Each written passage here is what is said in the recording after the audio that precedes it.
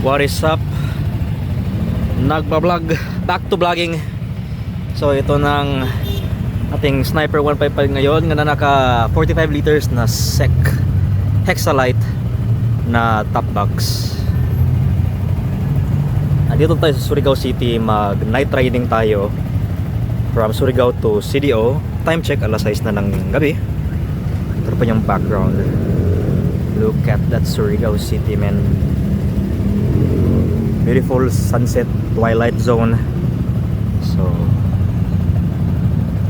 at least ngayon napaka-clear ng skies. 0% chance of rain.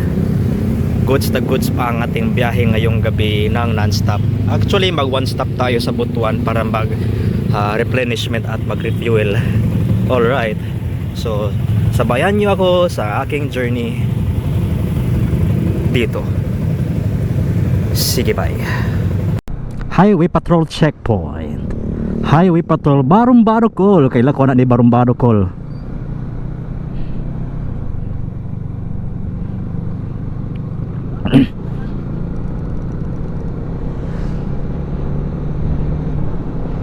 Bantog ra. Okay. Hanaw kayong highway karon. Maliwanag ang highway natin ngayon dahil may mga nagpa-parking na mga big truck o ng mga bao-bao. Alright. Haha. Three punks. Somewhere sa may portion ng Kitsaraw ba to o Habonga? Parang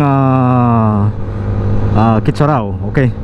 So ito po yung ano, yung mga kurbada dito sa Agusan del Norte, no? Malapit na sa may portion ng Surigao. I mean, nakalabas na pala tayo sa boundary ng Surigao. So nasa Agusan del Norte na tayo na side. And traffic dahil sa mga truck. There's only one way to find out.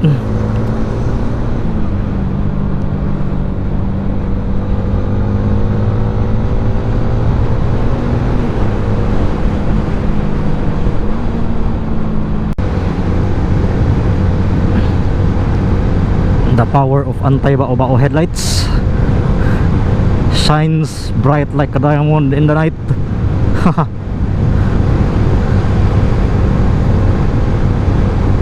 Three punks. Kana mga high beamers diya, tak.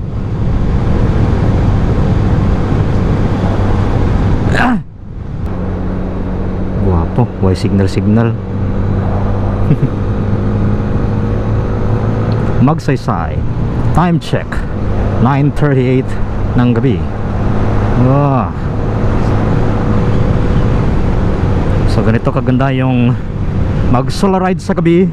Walang traffic, walang sausaw. The battle of the high beams. Buti na lang mayroon na tayong anti-bao-bao headlight. Malakas ang ilaw natin, no? Liwanag sa dilim. So andito tayo sa Magsaysay Mega Straight. Isa sa mga high speed na mga highway dito at hinggan.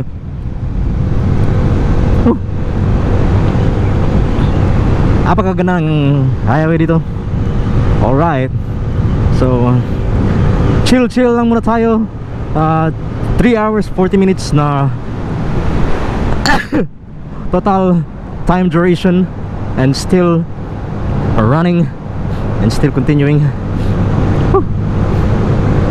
Allergies matching tayo.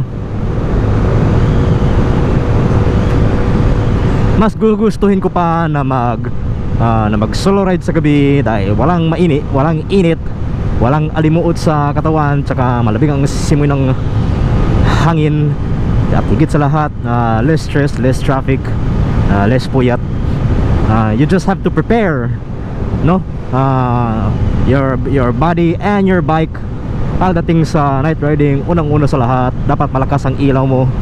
Gagaya nito, naka MDL tayo at saka naka projector headlight di Kalikutista Vlog.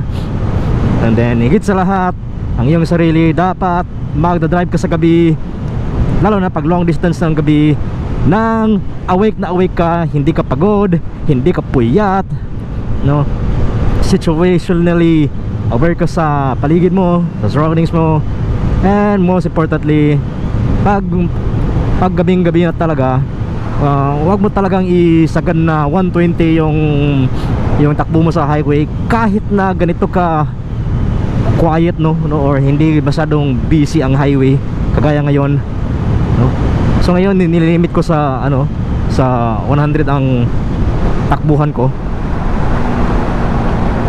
even though na memorize ko na yung daan dito, no, from Surigao to CDO. Alam ko na yung yung mga kurbada, braking points, turning points, mga sungka dito, sungka there. Hindi pa rin ako nagko-compliance, no? Hindi pa rin ako nag-overconfident or nag-too cocky sa aking pagdadrive, lalo na sa gabi, dahil safety ko ang nakasalalay dito, buhay ko ang nakasalalay dito, no? At higit sa lahat, dapat nasa tamang kondisyon yung motor mo.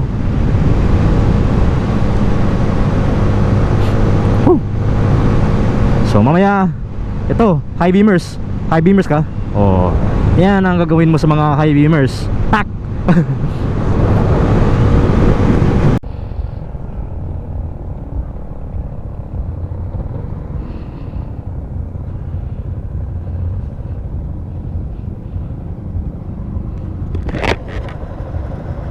Ako na to kung nabay magbiting the red light dari. Layo pang Bao-Bao, 40 seconds. Bao-Bao incoming to the right.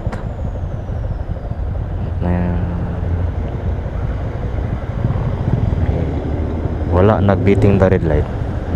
Good boy ka nga Bao-Bao.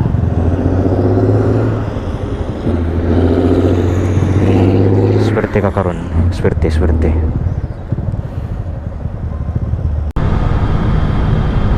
Red light, tama na to be.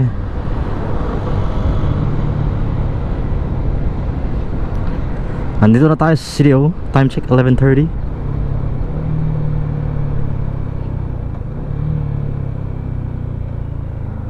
What a fucking idiot. Fucking Bao-Bao. Fucking Bao-Bao. Omae wa mou shindiru. Nani?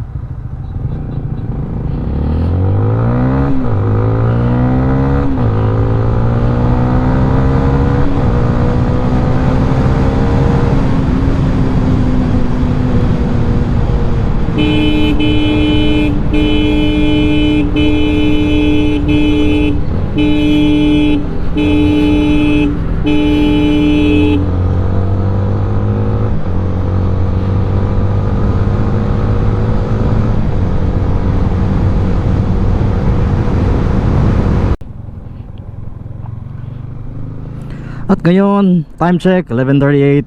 Andito na tayo sa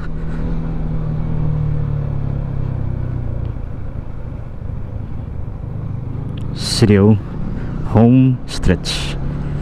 And that was our night trip, no, from Surigao to CDO. Mga almost 6 hours, mga 6, 7, 8, 9, 10, 11, mga okay, mga 5.5 hours. Oh yeah. Haha. Safe and sound. Mission success.